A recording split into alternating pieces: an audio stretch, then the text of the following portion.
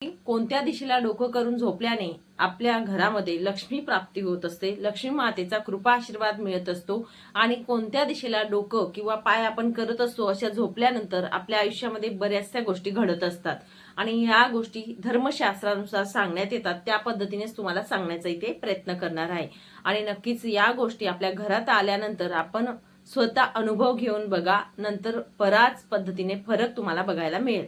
तर सर्वप्रथम तुम्हाला सांगेल, कधीही आपण बघा सुनसान घर जे असतं किंवा पडलेलं घर असतं तिथे कधीही झोपायचं नसतं. तसेच तुम्हाला सांगेल की स्मशानभूमी किंवा देवाचं मंदिर देखील असेल तिथे सुद्धा कधीही झोपायचं नाही किंवा सुनसान घर असेल तर तिथे सुद्धा एकटं कधीही झोपू नका अशी मान्यता असते.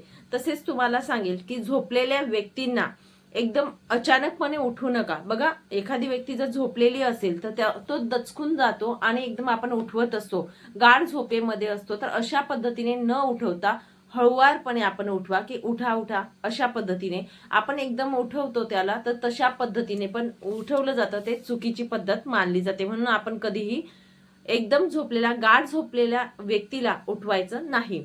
तसेच तुम्हाला सांगेल विद्यार्थी आणि द्वारपाल जे असतात, द्वारपाल म्हणजे बघा सिक्युरिटी गार्ड वाले जे असतात ते, यांना कधीही जास्त झोप नसावी. त्यामुळे त्यांना लवकरात लवकर उठवायचा आपण प्रयत्न करायचा आहे आणि त्यांना वेळोवेळी आपण जाग आणायची आहे, म्हणजे वेळेवर उठवायचा प्रयत्न करायचा आहे. तसेच तुम्हाला सांगेल निरोगी शरीर जे असतं ते तुम्हाला पाहिजे असेल तर ब्राह्म मुहूर्तावर उठायचं. आता ब्राह्म मुहूर्तावर खूप कमी लोक उठत असतात, पण एक अध्यात्मामध्ये सांगितलंय म्हणून तुम्हाला सांगेल, ब्राह्म मुहूर्तावर म्हणजे सकाळी आपल्याला माहिती आहे 3:45-4च्या दरम्यान आपण उठलं पाहिजे अशी मान्यता आहे, निरोगी शरीर जर तुम्हाला पाहिजे असेल तर. तसेच तुम्हाला पुढचं सांगेल की बघा पुढचा नियम असा असतो की पूर्ण अंधार करून कधीही झोपू नये. आपल्या घरामध्ये कधीही पूर्ण अंधार ठेवू नका. रात्री झोपायच्या वेळेस छोटा लाईट जो असतो तो आपल्या घरात प्रज्वलित ठेवावा किंवा बघा आपल्या खिडक्यांचे पडदे असतात, बाहेरचा प्रकाश जर येत असेल घरामध्ये थोडा का असेना प्रकाश असावा. जास्त पूर्ण अंधार बोलतो तशा अंधारामध्ये कधीही झोपू नका, हे सुद्धा चांगलं मानत नाही, म्हणून कधीही अंधार करू नका. तसेच पुढचं सांगेल ओले पाय करून अंथरुणावर आपण जाऊ नये. आपण काय करतो, बऱ्याच महिलांना सवय असते किंवा बऱ्याच व्यक्तींना अशी सवय असते की हातपाय धुतात आणि नंतर झोपायला जात असतात. ही चांगली गोष्ट आहे, पण ओले पाय सकट आपण अंथरुणावर कधीही जाऊ नका. ते पायपुसणीला स्वच्छ पुसा आणि त्यानंतर आपण अंथरुणावर जायचं आहे. असं केल्याने समजा आपण जर ओले पायासकट अंथरुणावर गेलो तर लक्ष्मी मातेचा ह्रास होत असतो, म्हणून कधीही ओल्या पायासकट आपल्या अंथरुणावर जाऊ नका. तुटलेली खाट असेल किंवा दिवाण असेल तर तशा ठिकाणी पण आपण झोपायचं नाही. तुटलेल्या खाटीवर देखील झोपायचं नसतं आणि कॉट देखील किंवा दिवाण असेल आपल्या घरामध्ये जो तुटलेला आहे तसा आपल्या घरात ठेवू पण नका, पण असेल पण तर त्यावरती आपल्याला झोपायचं नाही. ही दक्षता आपण घ्यायची आहे. हे झोपण्याविषयी थोडे नियम असतात. तसेच बघा उष्टे तोंड असतं तर उष्ट्या तोंडा सकट कधीही झोपू नका. आपण पूर्वीच्या काळी कसे करायचे, आजी किंवा कोणीतरी आई म्हणायचं थोडं पाणी पी आणि नंतर झोप, उष्ट तोंड कधीच घेऊन झोपू नको, उंदीर येईल चावून जाईल, अशा गोष्टी व्हायच्या आधीच्या काळी व्हायच्या. पण बघा खरोखर ही मान्यता आहे की उष्ट्या तोंडासकट आपण झोपू नये. थोडं का असेना पाणी प्यावं आणि त्यानंतर झोपी जावं, या पद्धतीने करावं. तसेच दिवाण किंवा अंथरुण जिथे आपण अंथरुण टाकलेली असतात तिथे कधीही जेवणाचं ताट घेऊन जेवायचं नाही. हा ठीक आहे, तुम्ही आजारी असणार किंवा अशा गोष्टी असतात त्यावेळी ठीक आहे, एखाद दिवस ठीक आहे, पण दररोजच्या दररोज काही व्यक्तींना सवय अशी असते की अंथरुणावर जेवण घेऊन जातात. तर असं कधीही करू नका. अंथरुणावर जेवण घेऊन जाणं म्हणजे आजारपणाला आमंत्रण देणं असतं, म्हणून कधीही अंथरुणावर आपण जेवण करू नये, ही दक्षता आपण घ्यायची आहे.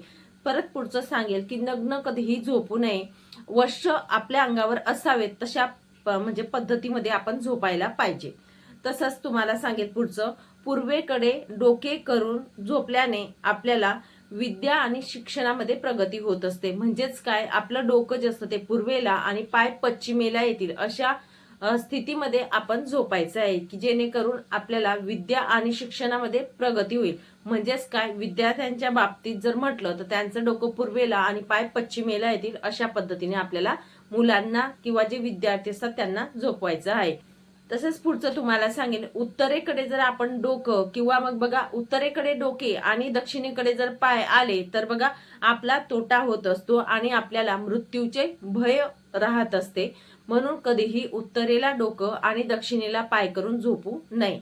पश्चिम दिशेला जर आपण डोकं केलं आणि पूर्वेला जर पाय केले तर बघा सतत नेहमी आपल्याला चिंता तयार होत असतात आणि कायमस्वरूपी चिंतेत आपला जीव असतो. म्हणून कधीही पश्चिमेला डोकं आणि पूर्वेला पाय करून झोपू नये. आता पुढचं म्हणजेच काय बघा, दक्षिणेला डोकं आणि उत्तरेला पाय येत असतील तर अशा पद्धतीत जर आपण झोपलो आपल्या घरामध्ये तर आपल्या घरात संपत्तीही नांदत असते आणि आपलं दीर्घायुष्य वाढत म्हणजे आयुष्य वाढत असतं, दीर्घायुष्य आपण होत असतो. तर म्हणून कधीही तुम्हाला सांगेल, उत्तरेला पाय आणि दक्षिणेला डोकं करून झोपा आणि पूर्वेला डोकं आणि पश्चिमेला पाय करून आपण झोपू शकतो.